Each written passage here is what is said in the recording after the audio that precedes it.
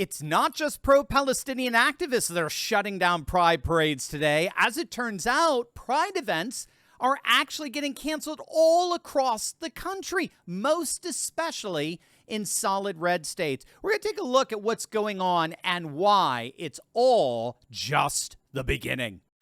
Hey gang, it's me, Dr. Steve, your patron professor, here to help you stay sane during these insane times. So make sure to smack that bell and subscribe button. You know what else I want you to do? I want you right now to click that link below and finally get into the growing world of gold. Have you been paying attention to what central banks around the world are doing? They're gobbling up gold like never before. That's why the price of gold is expected to continue to climb, because when all is said and done, more and more nations are turning back to the timeless value of gold and silver. So that's why we have as one of our wonderful friends and sponsors the amazing company Goldco, because they're patriots just like us who want to help you and guide you into how to get into precious metals completely tax-free and penalty-free. In fact, if you click on that link below right now, you can get your very own absolutely free gold and silver kit. It's an amazing free resource that shows you step-by-step how to get into precious metals, even if your money's still in a retirement account like an IRA or 401k, and just to show you how awesome the patriots over at Goldco are. The best part is that you may actually already qualify to get up to $10,000 in free silver. I told you the best. So what are you waiting for? Get in on the action by clicking on that link below or going to turleytalkslikesgold.com and get your free gold and silver kit. It promises to be a total life changer. As many of you know, DEI initiatives, which stands for Diversity, Equity, and Inclusion, are being abolished all over red state America. For example, this is what happened recently in the great state of Texas. There are 19 ayes and 12 nays. The bill is finally passed. Senate Bill 17, which took effect in January of this year, bans diversity, equity, and inclusion initiatives at public Texas colleges and universities. As a result, DEI organizations and clubs are being shut down. We have so many people of color and we have so many first-generation students, and to just kind of cancel all the safe spaces, and that's really not okay. In an email sent Tuesday from University of Texas at Austin President Jay Hartzell, he says the university has laid off employees who used to work in DEI programs. The American Association of University Professors say about 60 people were affected by these layoffs and were ordered to shut down all DEI programs by the end of May. It's not just something that impacts current students, it's going to impact a lot of people in the future, and they're like firing people and like people are losing their jobs. Yeah, cry me a river. Yep, that's right. The University of Texas just laid off over 60 DEI officers and workers in compliance with a new law that's gone into effect that basically abolishes DEI throughout the entire Lone Star State. And now it's being widely reported that pride events are being canceled as a result. The University of North Texas Legal Counsel recently advised the campus libraries to suspend planned events for Pride Week, according to an email sent to library staff last week. According to the report, the events are the latest casualty of a ban Texas lawmakers handed down to eliminate DEI initiatives, programs, and recruiting documents in Texas public colleges. UNT administration has already complied with the new law by actually changing the name of one of their centers. They renamed their so-called Multicultural Center and Pride Alliance into the UNT Center for Belonging and Engagement for the entirety of the student body, not simply select identities. And it's not just Texas. Last year, a gay pride parade was canceled in the state of Florida, and other pride events were restricted to people over 21 because of a new law that bans children from attending public drag shows. The new law would give the government authority to revoke the liquor license of any establishment that hosts the drag event with children in attendance. And that law forced a pride parade event to shut down. In fact, it's being reported that a whole host of pride events were canceled as a direct result of this new law throughout the deep red state of Florida. But as it turns out, this is actually, ironically, all becoming par for the course during Pride Month. And this is largely because there does seem to be a very real backlash against Pride Month going on all over the country, not just red states.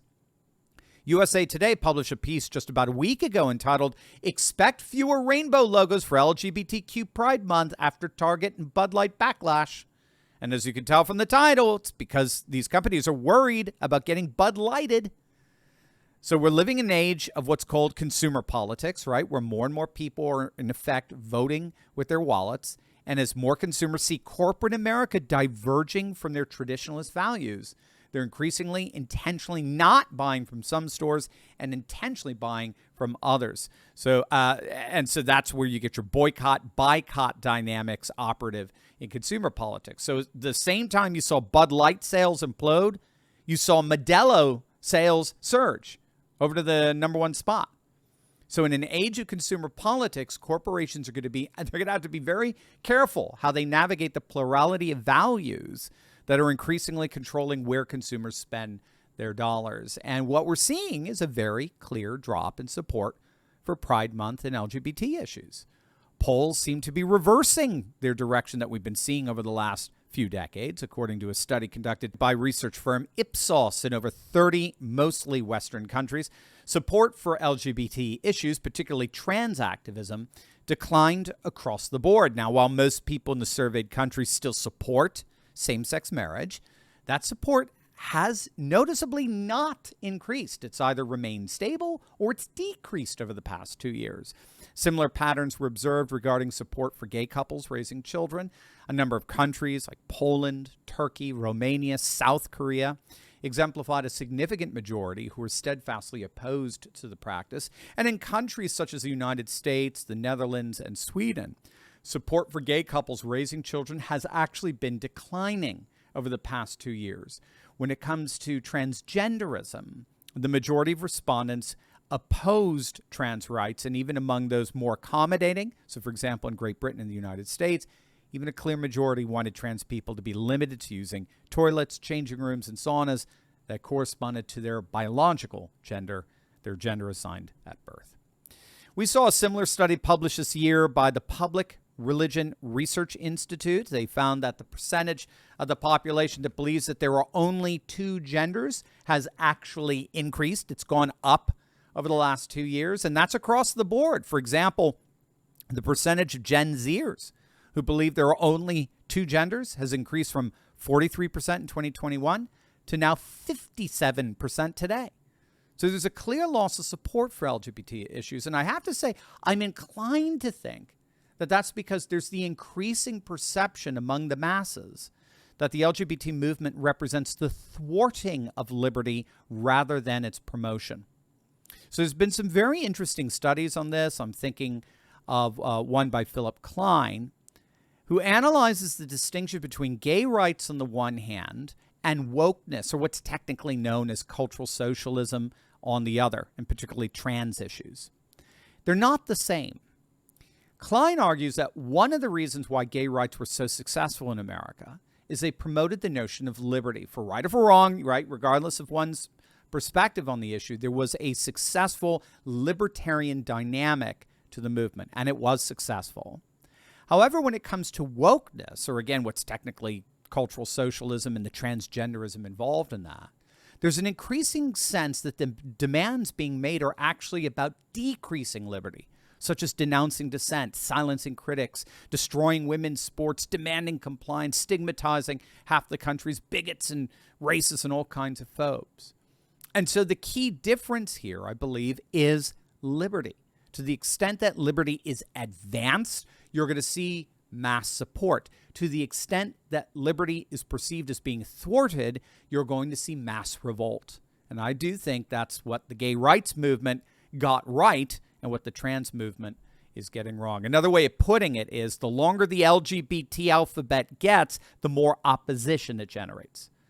So let's just say, at least when it comes to red state America, Pride Month is not getting off to a very good start.